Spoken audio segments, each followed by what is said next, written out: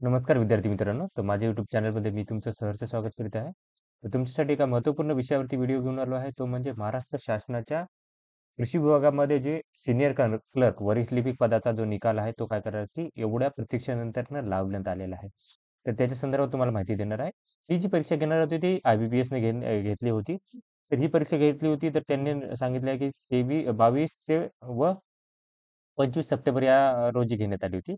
त्याच्यानुसार सदर जो निकाल आहे, तो काय करण्यात आहे की लावण्यात आलेला आहे. आता याचा जो निकाल आहे, तो तुम्ही बघू शकता, की जो निकाल आहे, तो 3/2/2024 ते 2/6/2023 या कालावधीत काय केलं की इथं राहणार आहे आता निकाल.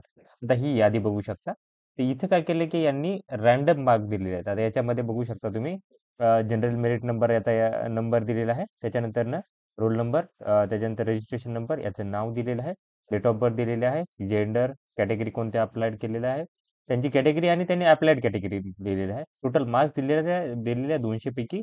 त्याच्यानंतरनं हे पॅरलल रिझर्वेशनची बाब आहे आणि डिग्रीचे पर्सेंटेज. तर तुम्ही बघू शकता की 172 मार्कांचे काय आहे ते टॉपर आहेत हे. त्याच्यानंतर इथे 2 विद्यार्थी जे आहेत ते 172 मार्काचे टॉपर आहेत. त्याच्यानंतर 170 मार्क आहेत.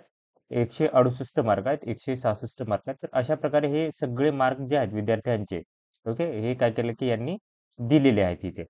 आता आता असं आहे की हे जे मार्क्स आहेत, आता IBPS जे देतं ते मार्क काय करतं की तुम्हाला नॉर्मलायझेशन करून देतं.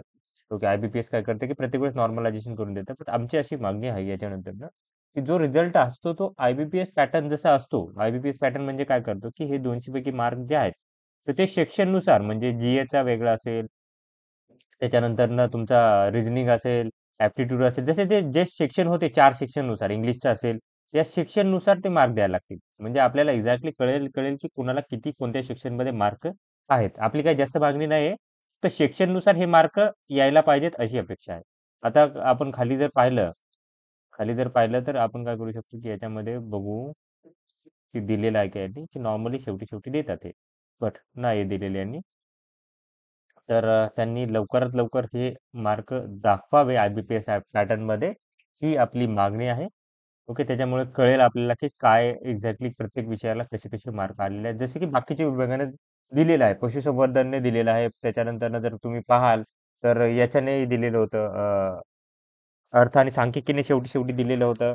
ओके, त्याच्यानंतर जर तुम्ही बघाल तर MSBTची जी एक्झाम झालेली होती लॅबोरेटरी असिस्टंटची वगैरे, तर त्याच्यामध्ये त्यांनी दिलेलं आहे. IBPSच्या याच्यामध्ये ते काय करतात की देतात. यांनी स्वतः जर पाहिलं कृषी विभागाने, तर बाकीच्या पेपरसाठी बाकीचे जे निकाल लागलेले ते IBPS पॅटर्नच दिलेले आहेत. तर आता जे निकाल आहेत ते पण IBPS पॅटर्ननुसारच द्यावेत अशी विनंती आहे सगळ्या विद्यार्थ्यांकडून. तर आशा करतो लवकरात लवकर त्यांनी तसा रिझल्ट लावावा. तर ही माहिती होती. तर अशाच महत्त्वपूर्ण अपडेटसाठी माझ्या चॅनलला सबस्क्राईब करा, व्हिडिओ लाईक करा आणि इन्फॉर्मेशन मित्रांसोबत शेअर करा. धन्यवाद.